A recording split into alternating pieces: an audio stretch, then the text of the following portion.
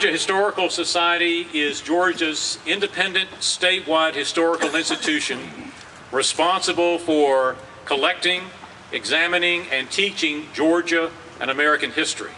The Georgia Historical Society is home to the oldest and most distinguished collection of archival material related to Georgia, exclusively to Georgia history, anywhere in the nation. The Society is also responsible for administering the historical marker program for the state of Georgia, which we have done under a privatization arrangement since 1998. And so it was only natural when the preparations and plans began for the Civil War 150 that the Society would come forward with a proposal to put up some historical markers, new historical markers, telling new stories that had not been told as a part of the Civil War through historical markers. The first part of this project, we did a survey of all 1,000 historical markers across the state of Georgia, both to determine their locations, to get their GPS coordinates, to determine their condition, but also to find out what was being told through historical markers. What were the stories that were being told? And what we discovered was that over 90% of the historical markers were about battles and military engagements.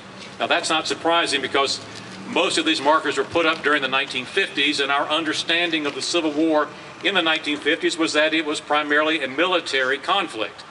But 50 years later, 60 years now almost to when these markers are put up, we know that the war was much more than that. During this past year, the Society has engaged in a storytelling campaign going across the state of Georgia, installing 20 historical markers, 7 of which are recast markers that were put up earlier that were now missing.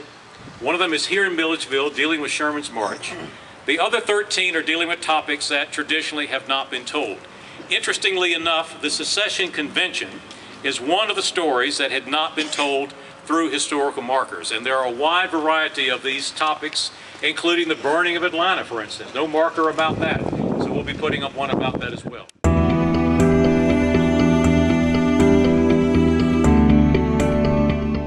I think we are indeed lucky to not only live in this great community, but to be here at this time to witness a commemoration and celebration of the 150th anniversary of the secession and the entry into the Civil War, the War of Northern Aggression, the war between the states, whichever moniker you would like to give it.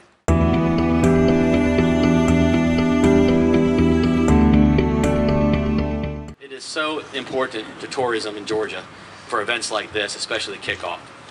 I didn't realize it when I first took this job. Economic development is so often viewed as the big corporate coming to Georgia, the small companies coming to Milledgeville. People forget about tourism and the impact it has on the economy in Georgia. And I didn't really realize it to Kevin Langston, who's the Deputy Commissioner of Tourism for the state and who does an exceptional job and is one of the reasons I'm here and this whole event's taking place. Sat me down one day and said, do you know how much money tourism brings to Georgia? And I said, I assume it's a good bit. He says about $30 billion in revenue. $30 billion. And I said, that's a lot of money. How much is going back to the state and localities? About $1.5 billion. And if you all know the budget troubles we've had in Georgia, you know how important that money is. And as companies come and go, tourism has stayed, and especially heritage tourism.